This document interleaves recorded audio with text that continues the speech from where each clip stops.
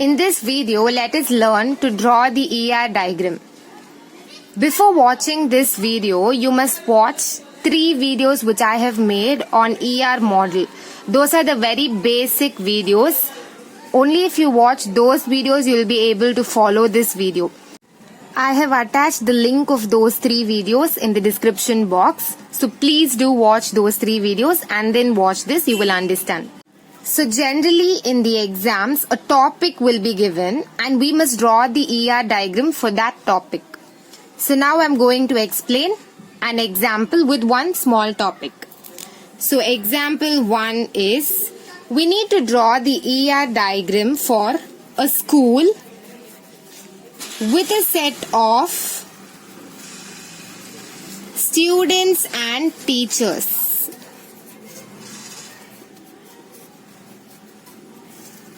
So in this video, we are going to learn to draw an ER diagram for the school with a set of students and teachers. So step 1 is, we need to choose the entity and write them. So what is an entity? Entity is an object with physical existence or conceptual existence. So in this example, if you take school, school is an object and it is physically present, therefore school is an entity. So we must write that school inside a rectangular box.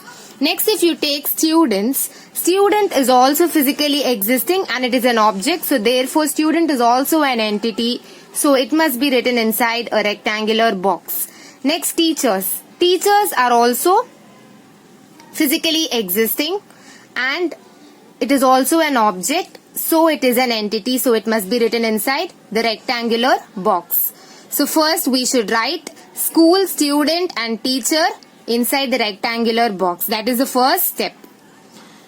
So first I'm drawing a rectangular box and I'm writing school inside this. Next I'm going to draw another rectangular box over here and I'm going to write student inside this. I'm going to draw another rectangular box over here and write teacher inside this.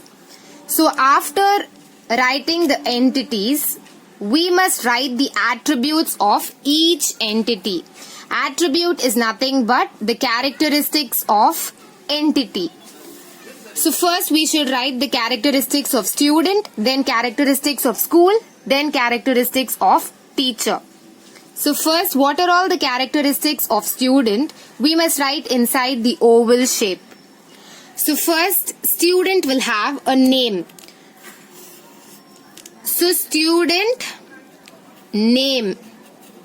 So this student name can be divided further.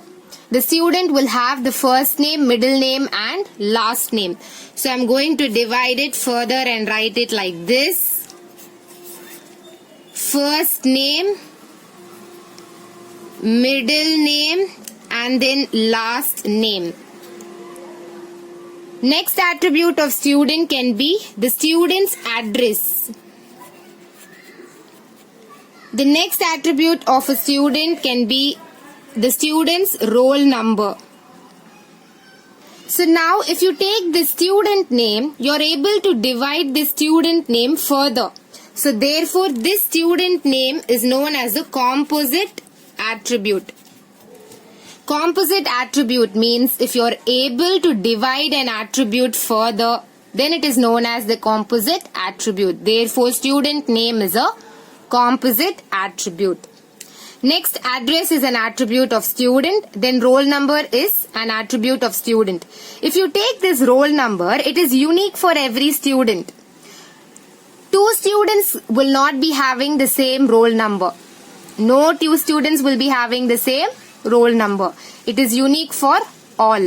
Therefore, this roll number is a primary key. So we must underline this. Whenever you are writing a primary key inside an oval, we must underline that primary key. So therefore, this is a primary key. So this is about the student entity. Next, let us fill for this school entity. So school will have certain attributes. School will have some name, school name. Next, there will be an address for that school. Next, if you take teacher, teacher will have some name. And this name can be divided further as the first name, the middle name, and the last name. So again over here, name is a composite attribute because you're able to divide this attribute further. Next, the teacher will also have a phone number. And I have to put double oval for this phone number because this teacher can have more than one phone number. It is not necessary that this teacher should have only one phone number. I can contact this teacher using any of the phone numbers that she is having. Now if I'm trying in one number and if she's not picking up the call, I can try using another number of this teacher. So therefore the teacher can have more than one phone number. Since this is a multi-valued attribute, since more than one phone number the teacher can have, this is known as the multi-valued attribute. That is the reason why I have put double oval for this. So these are all the attributes of teacher. So we have filled this ER diagram. Now I just need to join student with school and school with teacher. For joining two entities, we need a relationship. That is, we need to draw a diamond shaped box. So I need to draw a diamond shape and connect through lines. Again over here I should draw diamond shape and connect through a line. So now inside this diamond box I should write something. Now student means student is studying in school. So inside this box I should write studying in. So the student is studying in school.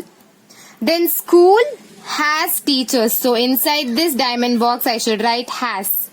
So student is studying in school and school has teacher.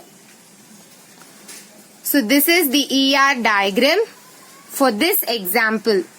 School with a set of students and teachers. You can also add many other attributes with this school, with teacher and with students. If you like this video, please like and subscribe to my channel and click the bell icon to get the new video updates. And please don't forget to share it with your friends. It may be very helpful for them. Thank you.